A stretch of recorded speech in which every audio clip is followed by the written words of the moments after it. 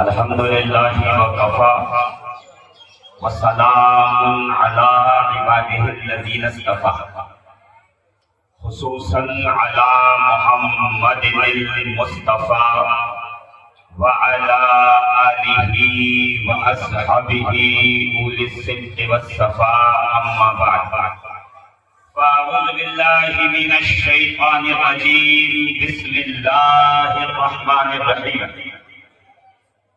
قل لا أسألكم عليه أجرا إلا المودة في القربى وقال رسول الله صلى الله تعالى عليه وآله وبارك وسلم أدبوا أولادكم على ثلاث خصال حب نبيكم وحب أهل بيته وقراءة القرآن آمنت باللہ صدق اللہ العظیم وصدق رسولہ النبی الامین المکین المتین الکریم ونحن علی ذلک من الشاہدین والشاکرین والحمد للہ رب العالمین۔ اے مظہر نور خدا بلغ العلا بکمالہ مولا علی مشکل کشا کشف الدجا بجمالہ حسنین جان فاطمہ حسنت جمیع خصالہ یعنی محمد مصطفیٰ صلو علیہ وآلہ لی خمسۃ اطفی بہا حد الوباء الحاتمہ المصطفى والمرتضى وابناهما والفاطمة الہی بحق بنی فاطمہ کبر قول امام کنم خاتمہ گر دعوتم غد کنی والقبول منو دست دامان آل رسول۔ اور جس بارگاہ میں ذکر و نظر کے لیے ہم لوگ حاضر ہیں اس بارگاہ کا تعلق سرکار چشت اہل بہشت علی الخصوص بالخصوص سیدنا خواجہ خواجگان وادی ہندوستان سیدنا خواجہ معین الدین حسن چشتی سنجری رضی اللہ تبارک و تعالی عنہ سے ہے۔ یہ شاخ آج جس پر سبز پھول لگے ہوئے ہیں اور جس کی ٹہنی ٹہنی اور غنچہ غنچہ آج بنام وارثیت مہک رہا ہے، اس کا تعلق خواجہ نظام الدین اولیاء محبوب الہی مجذوب الہی منظور الہی مقبول الہی کی بارگاہ گوہر باغ سے بھی ہے۔ اس سلسلے میں قطب الدین بختیار کاکی کا مکمل فیضان بھی ہے۔ الحمدللہ یہ قادریت اور چشتیت کا سنگم ہے جسے در وارث کہا جاتا ہے، جسے در پنجتن کہا جاتا ہے۔ ہم اور آپ یہاں کی نیاز لینے کے لیے حاضر ہوئے ہیں، فیضان لینے کے لیے حاضر ہوئے ہیں۔ جس طرح آپ یہ موڈ بنا کر آئے ہیں کہ آج اس نظر وارث میں جو رحمت و انوار برسیں گے ہم اس میں نہا کے جائیں گے۔ میں نے بھی ایک طویل سفر اسی لیے کیا ہے کہ آج سرکار وارث پاک نگاہ کرم کریں گے، آج ان کا فیض برسے گا، آج انوار و تجلیات وارث کی رم جھم برکھا کہاں برسے گی اور ہم اور آپ اپنے دامن کو اس میں تر کر کے یہاں سے جائیں گے۔ عزیزان محترم، سرکار وارث پاک کا سلسلہ پاک جس خواجہ نظام سے جا کے ملتا ہے ان کا ایک عمل ہے۔ میں چاہتا ہوں کہ اس اشعار سے میں اپنی بات شروع کروں۔ فرماتے ہیں کہ یا قاہر العدو یا والی الغنی، دیکھیے سمجھنے کی بات ہے. تھوڑا ذہن اگر آپ کا یہاں رہے گا تو میں جلدی سے موضوع کی طرف آتا ہوں. فرماتے ہیں کہ یا قاہر العدو یا والی الولی یا سیغم المحمم یا ناصر النبی یا کاتب الکتائب یا قاتل الغبی یا مظہر العجائب یا مرتضی علی مشکل کو میری حل کیجئے مشکل کشا علی. نادے علی مظہر العجائب تجدہ عونا لک فی النوائب کل ہم وغم سینجلی بولایتک یا علی یا علی یا علی. عزیزان محترم، سامعین ذوی الاحترام، بڑی جلدی ہم اور آپ انشاءاللہ العزیز اس درسگاہ قادریت سے نکل کر اور اس خطابت اور تقریر کی دنیا سے نکل کر محفل سما کی طرف بھی چلیں گے، جہاں دور ہوگا چشتیت کا اور وارسی جام بٹے گا، اور ہم لوگ انشاءاللہ العزیز اس لبریز پیمانے سے اپنے آپ کو مستفیض کرنے کی کوشش کریں گے. اور آج جب یہاں بیٹھیں گے تو اس نیت سے بیٹھیں گے کہ انشاءاللہ العزیز سرکار وارث پاک کی نگاہ کرم ہمیں دیکھ بھی رہی ہے اور سرکار ہمیں سن بھی رہے ہیں. سرکار کی توجہ ہماری طرف ہے، بس کمی اس بات کی ہے کہ ہم توجہ کر رہے ہیں تو انشاءاللہ العزیز ہماری توجہ جب ان کے آستانے پر ہوگی، ہماری توجہ جب ان کے فیضان پر ہوگی تو انشاءاللہ العزیز ہمارا آنا بیٹھنا سننا سنانا جاگنا نظر نیاز پڑھنا یہ سب کچھ الحمدللہ قبول بھی ہو جائے گا، دنیا میں بھی کامیابی کا اور آخرت میں بھی انشاءاللہ العزیز سرخروئی کا ہمارے لیے سامان اکٹھا ہوگا. آئیے ایک بار بارگاہ رسالت میں درود و سلام کا نذرانہ پیش کریں. پڑھیں اللہم صلی علی سیدنا و مولانا محمد وعلی آل محمد وبارک وسلم صلاۃ و سلاما علیک یا سیدی یا رسول اللہ صلی اللہ تعالی علیہ وآلہ وبارک وسلم. دیکھیے گا یہ ذہن نشین رہے اور میری طرف سے آپ اسے تحفہ سمجھ کے لے جائیے گا کہ جب بھی درود پڑھیں تو دو چیز کا خیال رہے، ایک تو آواز بلند رہے اور دوسرا خیال یہ رہے کہ درود میں آل کا بھی ذکر شامل ہے. اس لیے کہ بڑی چابکستی کے ساتھ ناسبیت نے سنیت پر قبضہ جمایا ہوا ہے، اپنے چنگل میں پھنسایا ہے کہ وہ درود سے آل کو باہر رکھنا چاہتے ہیں، اور ہم یہ پوری کوشش کرتے ہیں کہ جہاں بھی درود پڑھیں نبی کے ساتھ آل نبی کو شامل کر کے بتائیں کہ ہم منافق نہیں ہیں، ہماری نماز کا درود ہماری محفل کے درود سے ملتا جلتا ہے. ہم نماز میں بھی درود پڑھتے ہیں تو آل محمد کو شامل پڑھتے ہیں، نماز کے بعد بھی درود پڑھتے ہیں تو آل رسول کو شامل کر کے دنیا کو یہ بتاتے ہیں کہ جب خدا نے اپنے حبیب کے درود بھیجنے کو کہا تھا تو مصطفیٰ کریم نے اپنی آل کو شامل کر کے صبح قیامت تک کے لیے فیصلہ کر دیا کہ کوئی بھی مائی کلال نبی کو آل نبی سے آل نبی کو نبی سے درود میں جدا کر سکتا نہیں ہے.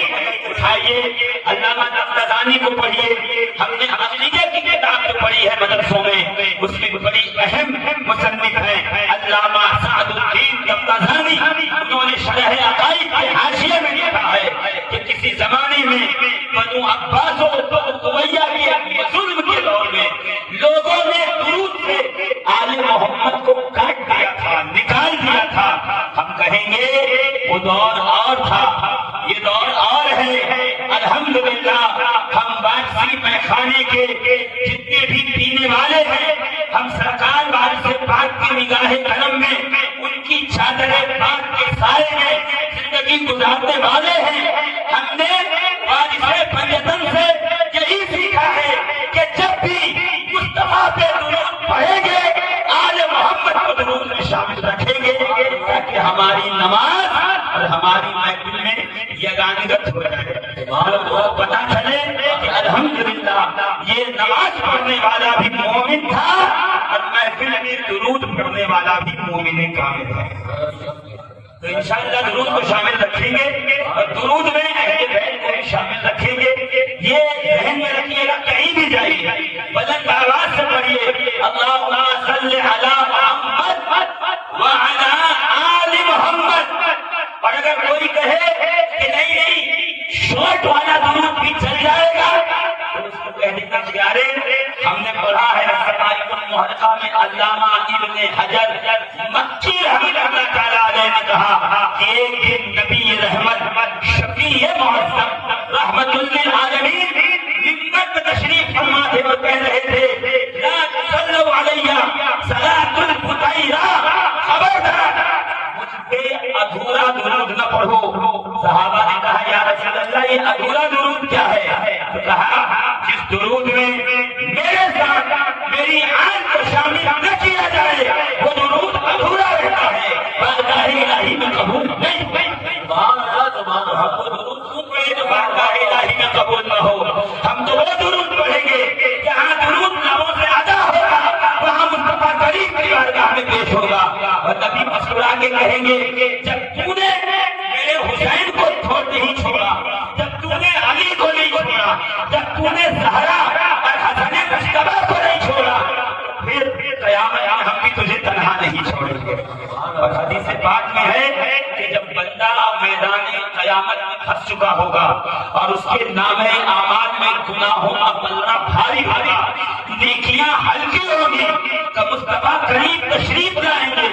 جان عالم رحمت للعالمین شفیع روز شمار یوم آخرت کے آقا سلطان کائنات امام الانبیاء والمرسلین اور سرکار کی آنکھوں میں آنسو ہوں گے اور اپنی عبا کے دامن سے ایک پرچی نکال کر ہمارے نیکیوں کے پلڑے میں رکھ دیں گے۔ صحابہ کہتے ہیں کہ ہم نے مصطفیٰ جان رحمت سے سنا کہ جیسے ہی نبی اس ایک پرچی کو ہمارے نیکیوں کے پلڑے میں رکھیں گے تو وہ پلڑا گناہوں کے پلڑے پہ بھاری ہو جائے گا۔ وہ گنہگار پوچھے گا یا رسول اللہ اس کاغذ میں کیا تھا جو پہاڑ کے برابر گناہ بھی اس کاغذ کے سامنے ہلکے ہیں؟ مصطفیٰ کریم ارشاد فرمائیں گے مجھ سے محبت کرنے والے میرے عاشق، اے مجھ سے جان نشاور کرنے والے، اے مجھ سے اظہار محبت کرنے والے، یہ وہ درود ہے جو تو نے فلاں محفل میں پڑھا تھا اور تو نے میری آن کو شامل کیا تھا، یہ درود تیرا قبول ہوا تھا۔ ہم نے اسی روز کو بھی یہ سنبھال کے رکھا تھا کہ جب کچھ کام نہ آئے گا تو آل محمد سے درود بھیجنا کام آتا ہے۔ تو انشاءاللہ العزیز درود جب بھی پڑھیں گے اہل بیت کو درود میں ذرا زور سے کہیے نا، اہل بیت کو درود میں جی زور سے، اہل بیت کو درود میں ذرا زور سے بولو گے تو مجھے لگے گا تقریر سننا چاہتے ہوں، میں جلدی سے آگے بڑھوں گا۔ اہل بیت کو درود میں یہ حد فاصل ہے ناصحیوں کے درود میں اور ہمارے درود میں۔ وہ جب درود پڑھتے ہیں تو صرف نبی کا ذکر کر کے چل جاتے ہیں، ہم درود پڑھتے ہیں حسین کو بھی شامل کرتے ہیں، حسن کو بھی شامل کرتے ہیں، زہرا کا بھی ذکر کرتے ہیں، علی کو بھی شامل کر کے پوری دنیا کو یہ بتاتے ہیں ہم درود وہی پڑھتے ہیں۔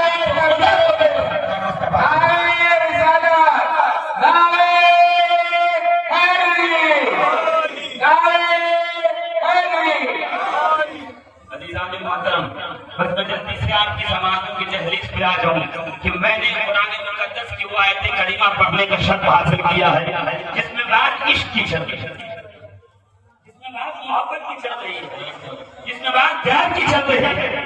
اور سرکار وارث پاک اعظم اللہ ذکرہ فرماتے ہیں سنا سنا ہماری منزل عشق، ہماری منزل عشق ہے۔ یہ عشق کی منزل کے مسافر کا نام سرکار وارث پاک ہے جی۔ اور کوئی کہتے ہیں بھائی عاشق تھے، کوئی بیچارہ کہہ رہا ہے کہ نہیں بھائی سرکار وارث پاک جو ہے وہ ولایت کی فلاں منزل پہ تھے، فلاں منزل پہ تھے۔ میں کہتا ہوں نہیں، وارث پاک قطب الاقطاب کا نام نہیں ہے، فرد الافراد کا نام نہیں ہے، نجیب و رقیب کا نام نہیں ہے، سالک و مجذوب کا نام نہیں ہے۔ وارث پاک اس فقیر کا نام ہے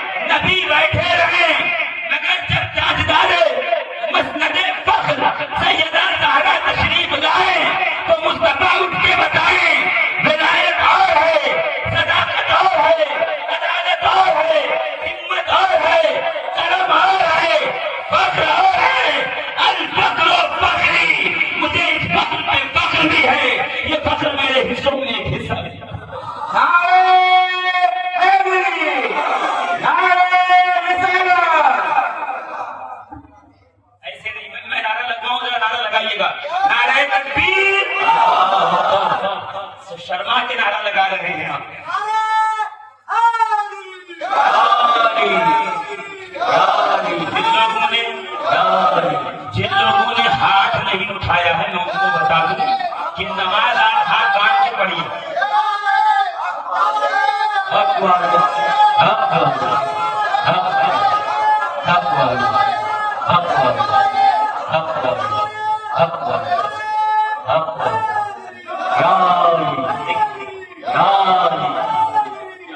دونوں ہاتھ بلند کیجئے تاکہ پتا چلے ہم حضرت عباس کے وفادار ہیں. نعرہ حیدری، نعرہ حیدری. ہاں ایسے نعرہ حیدری، حق وارث، حق وارث. سبحان اللہ. ہم غریبوں کی راہ سے، ہم غریبوں کی راہ سے، ہم غریبوں کی راہ سے. دیکھیے میں حضرت عباس کا بھی تذکرہ کر دوں گا مگر میں چاہتا ہوں کہ پہلے آقا حسین کی بات آ جائے، پہلے مالک کا ذکر آئے، پھر باوفا سردار کی بات آئے. یہ دونوں ہیں بیٹے علی کے. میں پہلے کہہ دوں علی کے 18 بیٹے ہیں. یہاں والے اللہ ہلکا نہ پڑ جائے زور سے کہیں. دیکھو علی کے نام پہ وہی بولتا ہے جس کے خون کے اندر کچھ اثر باقی ہوتی ہے. ہاں الحمدللہ علی کے نام پہ کون بولتا ہے؟ میں نہیں کہہ رہا. میں کہوں تو میری زبان کاٹ دو، رسول کہیں تو میری بات کو سر آنکھوں پہ رکھو. مصطفیٰ کریم ارشاد فرماتے ہیں کہ میری اہل بیت کا حق، من لم یعرف حق عترتی، جو میری اہل بیت کا حق نہ پہچانے یا تو منافق ہے یا ناپاکی کا بچہ ہے یا تو حرام زیادہ ہے. میں تو یا رسول اللہ آپ کی اہل بیت کا حق کیا ہے؟ تو میری اہل بیت کا حق یہ ہے کہ ان کا نام آئے تو محبت اختیار کرو، ان کا ذکر آئے تو محبت اختیار کرو، درود پڑھو تو انہیں شامل کرو. زور سے کہیے نا سبحان اللہ، اور زور سے. دیکھیے عزیزان محترم، ہم جن کی بات کر رہے ہیں وہ گھر والے ہے نا، اور ہمارے یہاں تو الحمدللہ گھر والا بھی عزیز ہے، در والا بھی عزیز ہے. کیونکہ آج بات عشق اور علم کے درمیان چلے گی مگر پہلے وفا کی بات کر دوں جو علم کو بھی کامیاب کرتا ہے اور عشق کو بھی کامیاب کرتا ہے. دیکھیں یہ عباس ہیں. عباس کون ہیں؟ یہ حسین کے بھائی ہیں. حسین کون ہیں؟ یہ علی کے بیٹے ہیں. علی کون ہے؟ کہنے کو تو الحمدللہ ہم حضرت عباس کو تاجدار وفا کہتے ہیں. تو عباس تاجدار وفا ہے مگر آج بھی وفا کے امام کو ابو طالب کہا جاتا ہے. دیکھیے وفا کا تاجدار عباس ہے مگر امامت کا صحرا آج بھی ابو طالب کے پاس ہے. اور یقین نہ ہو تو شیب ابی طالب کی راتیں کبھی چل کے کھلا دیے گا. علی کو بستر سے اٹھایا اور رسول کی جگہ پہ سلا کے اور رسول اللہ کو علی کی جگہ پہ سلا کے ابو طالب اطمینان کی سانس لے رہے ہیں. میں کہوں کوئی بیٹا تلواروں کے سائے میں سلا کے اطمینان کی سانس لیتا ہے تو ابو طالب کہیں گے امامت وفا اگر چاہیے تو بیٹا قربان کرنا پڑتا ہے، عزیز قربان کرنا پڑتا ہے. نعرہ